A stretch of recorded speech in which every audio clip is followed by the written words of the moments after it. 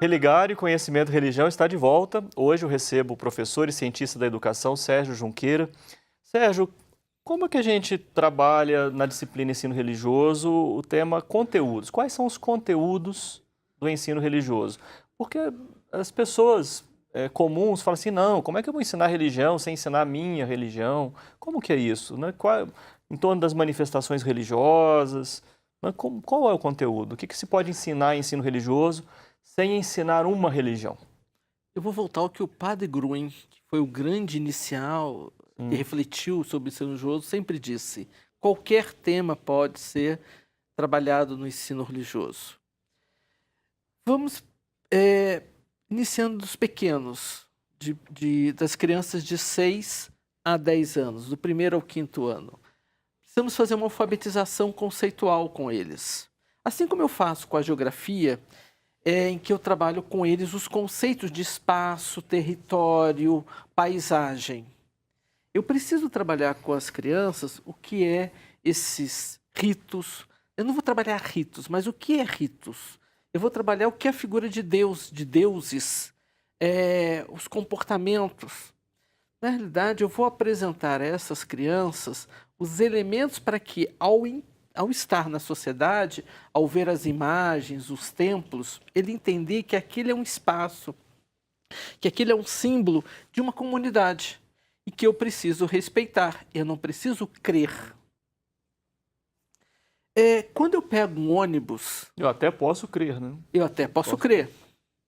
Quando eu pego um ônibus e eu vou da minha casa à escola, eu preciso de noções de geografia para não me perder. Não adianta eu ter nos pontos de ônibus os mapas se eu não sei ler mapa. Qual é o papel da escola? Introduzir essa cartografia.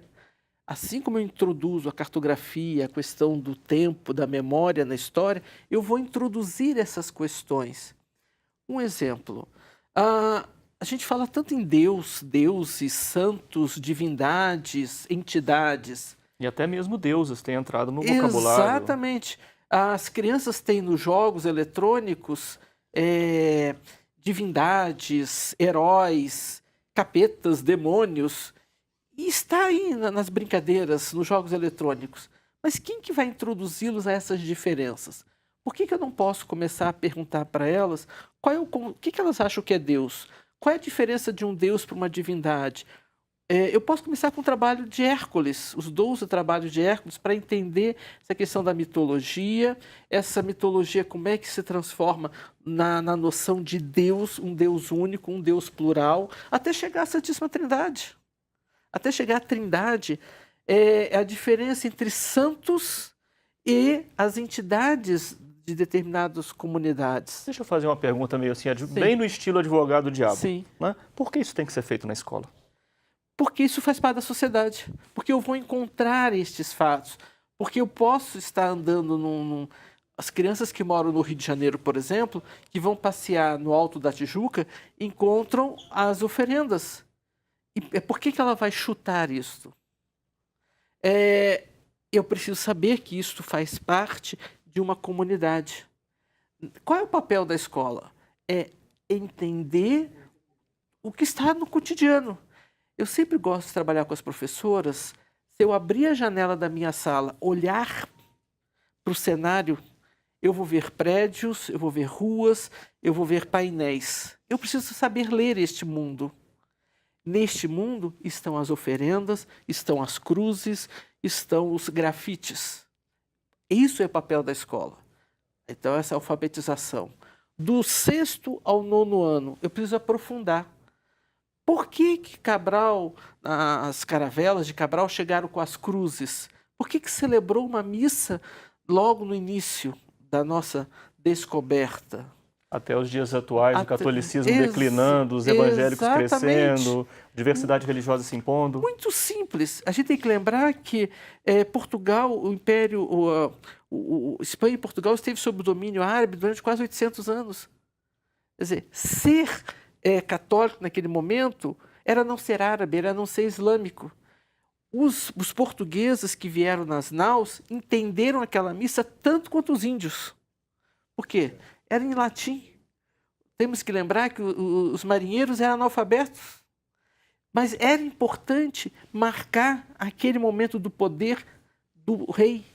Se eu não entendo esse movimento religioso político, eu não vou entender a primeira missa. Eu vou achar que era uma coisa do Papa. Não tinha nada a ver com o Papa, tinha a ver muito mais com o poder. Eu, enfim, acelerei muito na história, né? Você falou lá do Cabral, estou falando dos dias atuais. Falando ainda, de novo, dos temas atuais. Cresce na sociedade esse ambiente de intolerância religiosa. O ensino religioso pode cumprir um papel importante aí numa sociedade mais dialogal em torno da diversidade religiosa? Partir de Cabral para os nossos dias. Quando eu vejo bancadas e grupos que têm essa intolerância, é porque eu não entendo a própria história. É porque eu não entendo esses conceitos. Se no primeiro ao quinto ano eu trabalho essa alfabetização, do sexto ao nono o aprofundamento e entender para compreender e respeitar. E do ensino médio é aplicar isto. Por que a gente tem essas disputas entre palestinos e israelenses? Não é só uma questão religiosa. A gente tem que lembrar que lá estavam os palestinos e de repente foi criado um Estado de Israel. Eles foram expulsos de sua terra. Não estou aqui defendendo um outro, mas eu preciso entender esse cenário. Eu preciso entender que a questão de 11 de setembro não surgiu da noite para o dia. E não é só uma questão de serem islâmicos. O próprio Estado Islâmico hoje em dia, exatamente, quer dizer, entender isso faz parte da história, da geografia, da política. Para vender carne para países islâmicos, eu preciso saber como eu mato esses animais. Por quê? Existe todo um ritual. Então, na realidade, no turismo, na economia, na política, existe um elemento religioso. E aqui eu só quero voltar ao início da Lei de Diretrizes, que diz que a educação ela tem 3 funções: os estudos posteriores, o mundo do trabalho e a educação integral. Todos os componentes curriculares têm que atingir essas 3 questões. Aqui está o vínculo do ensino religioso. A educação integral é para quê? Compreender para respeitar. Mundo do trabalho, economia, política, turismo, estudos posteriores, entender a nossa história, entender o contexto em que nós estamos. O ensino, por isso que eu não vou trabalhar a partir de religiões, mas a partir da escola. E eu vou ajudar, pode estar certo, Flávio, se esta criança entende na escola essa questão de divindades, entidades, santos, entende que a figura de Maria não é uma mini-deusa, ela, quando for na catequese, ou for na escola bíblica, ou for no seu outro espaço, ela vai chegar lá com conceitos que vai ajudar o catequista, o evangelista a entender, pera lá, você está falando besteira. Eu aprendi na escola que essas coisas são distintas. E tomar a escola como uma referência para ajudar a própria tradição.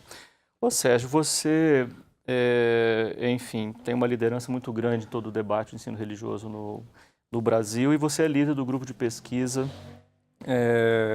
o GPER, né, de Educação e Religião. E vocês têm feito um trabalho de mapeamento, estão preparando agora um compêndio. Fala um pouco sobre esse trabalho para nós. O GPR, desde o início, ele tem 2 funções.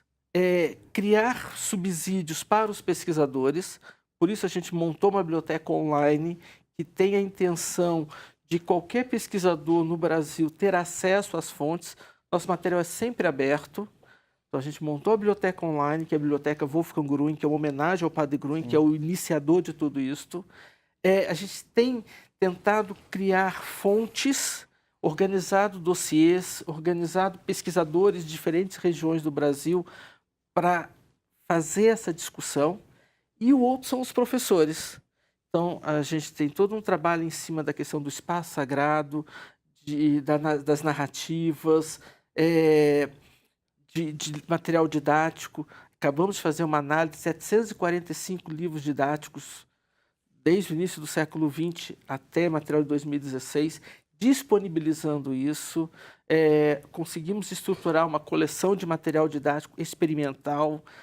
A ideia é sempre que oferecer material aos pesquisadores e aos professores, para que o ensino religioso cresça.